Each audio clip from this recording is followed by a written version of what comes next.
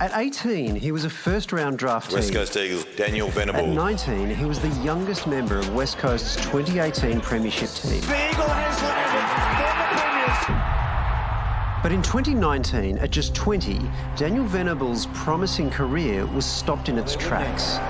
Gee, that was an interesting collision, that, I tell you what. That sickening collision left him with injuries comparable to a car crash victim. I had 7 brain bleeds, which isn't good, you know, and I generally had to learn how to do fine motor skills again, coordination again, balance, everything. 2.5 years later, the road to recovery reached a dead end, lingering trauma leading the AFL to call time on Venables' career. They've come back that I can't play footy anymore and that I need to retire. As Daniel adapts to life without footy, his family's claimed that they rejected a payout offer from the Players Union worth around $800,000. It sounds generous, but AFL concussion campaigner Peter Jess believes that for a rising star with more than a decade at the top level ahead of him, that's chump change. We consider that Daniel Venables will lose approximately $5.8 million of career earnings from his traumatic brain damage.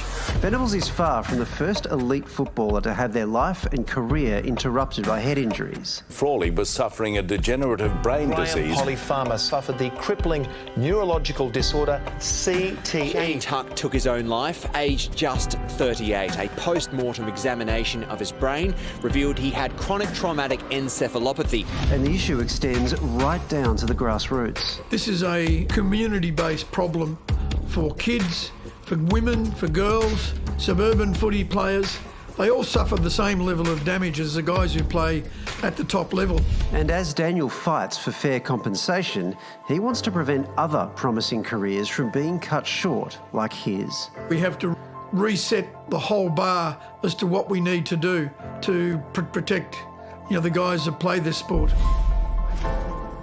And Daniel joins us on the desk now. Welcome, Daniel. So great to have you here. Thanks for having me. First things first, how are you going? Yeah, I'm going all right. I've got a few issues that I've got to work through every day, but I'm happy, which is good. That's great to hear. Talk to us about what you're wanting here. This is not just about compensation. You say it's also about support. What do you think is lacking? Yeah, I just think that, I guess, my journey through the whole process of it, I just probably lacked a bit of support, just purely of the other unknown factor of this whole head trauma issue. I just think there's so many unknowns, which is probably the worst bit. So I guess using my experience, I can probably help out and work with the AFL and other, organisations to help out other people and just use me as a bit of an example. But is there stuff you're after? Like, is it medical support for the rest of your life? Or yeah, for sure. Like, I think that's a major thing. Medical support for the rest of my life. This is an issue that probably won't go away. For myself, I had 7 bleeds on the brain, which is it's hard to say that, but that's a life-changing thing, and that's real. There's a few issues that need to be fixed. Have you done any estimates on just how much money that would cost to continue that medical treatment for the rest of your life? Yeah, I haven't, to be honest, and I'm lucky at the moment it's being paid for by West Coast. I couldn't put a figure on it, to be honest. You're the first person I know of that the AFL has forcibly retired. Are you comfortable with that decision? Yeah, to be honest, I think it shows leadership from the AFL to actually come out and say that you can't play again. I think that's a massive step in the whole concussion and head trauma sort of scene, is actually standing up and saying, hey, I don't think you should play again. Which is a big tick, to be honest. Yeah. You're such an important voice in this now, Daniel. AFL is a contact sport. There's a lot of collisions. We saw one on the weekend involving your ex-teammate, Willie Rioli. I think we're going to have a look at it now. So it's on Matty Rao from the Gold Coast Suns. Now, that's the AFL Tribunal has decided that he doesn't have to, he's not suspended.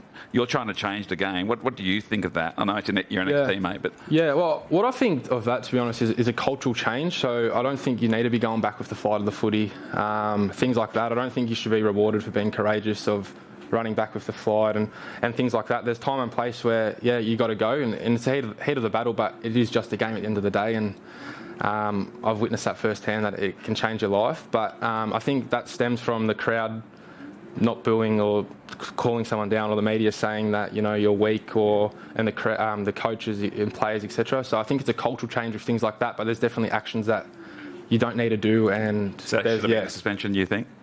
I'm not sure, mate, to be honest. Like, yeah, it's hard to say because I think there's another camera view of Willie couldn't see. No. There's a few different things that go on. Like, the game goes so quick. It's at night. There's crowd. There's your adrenaline. You're tired. Like, it's split-second decisions that you can't actually... Like, it's easy on slow motion, if that makes sense. Yeah, so it's hard to make a call on it, to be honest. All right, so let's not make it all about that one. But, like, your one, for example, you're a different case. It wasn't multiple concussions over your career. It was one event. Yeah. And then that's it.